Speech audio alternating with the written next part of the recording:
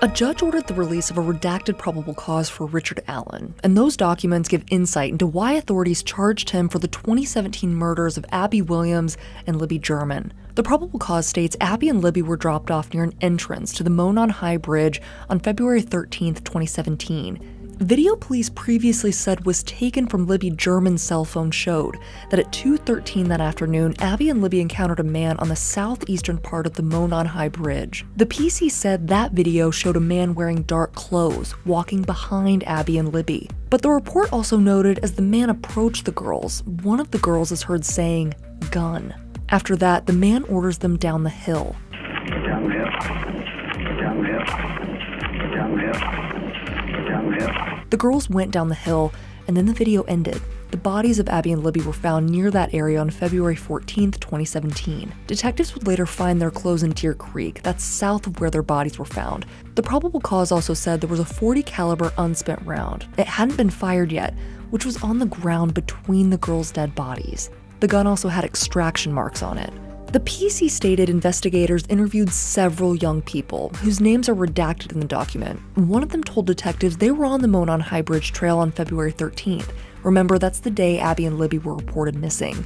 That juvenile told detectives a group of friends walked toward another nearby bridge, called Freedom Bridge, when they too encountered a man who was walking from Freedom Bridge toward the Monon High Bridge Trail. One young person told detectives the man was kind of creepy and said he was wearing blue jeans and a duck canvas style jacket in all black. He had brownish gray hair and didn't show his face. The juvenile also told investigators the man wasn't very tall, no bigger than 5'10", and had a bigger build. The juvenile told detectives the man had his hands in his pockets and that when she said hi to him, he just glared at them. One juvenile with that same group told detectives they saw the man a little after 1:26 p.m. that afternoon, and that the man matched the description of the photograph that had been taken from Libby German's phone, and that he was walking with a purpose, like he knew where he was going. Another witness on the trail that day told investigators she also saw a man whose description matched the video on Libby German's phone, and that he was standing on the Monon High Bridge about 50 feet away from her. As she turned to go back to her car, the witness said she saw two young girls walking toward the Monon High Bridge. She told detectives she thought the girls were Abby and Libby. As that witness left, she told detectives she saw an oddly parked car near the Child Protective Services building, close to the Monon High Bridge trailhead. Another person told investigators they also saw a small SUV-style vehicle that was parked near that building, and that it appeared as though the car was parked in a way that was meant to conceal its license plate number. Police also received a tip from someone who said they saw a man walking west away from the Monon High Bridge a little before 4 p.m. the afternoon of February 13th. He wore a blue-colored jacket and blue jeans and was muddy and bloody, like he had been in a fist fight, the person said. The probable cause also revealed Richard Allen had told investigators he was on the Monon High Bridge Trail between 1:30 and 3:30 on February 13, 2017, and he told them that back in 2017, actually. And he told investigators that while at the Freedom Bridge, he saw 3 girls, but he didn't remember what they looked like and didn't remember speaking with them. He told investigators that he walked from the Freedom Bridge to the Monon High Bridge, and that he watched a stock ticket on his phone as he walked, so he noted that vehicles were parked at the trailhead, but he didn't know which ones they were. Investigators later learned Allen owned 2 vehicles in 2017, a 2016 black Ford Focus and a 2006 gray Ford 500. Investigators believe the oddly parked car near the Child Protective Services matched witnesses' descriptions, that the oddly parked car was a PT Cruiser, small SUV, or smart car.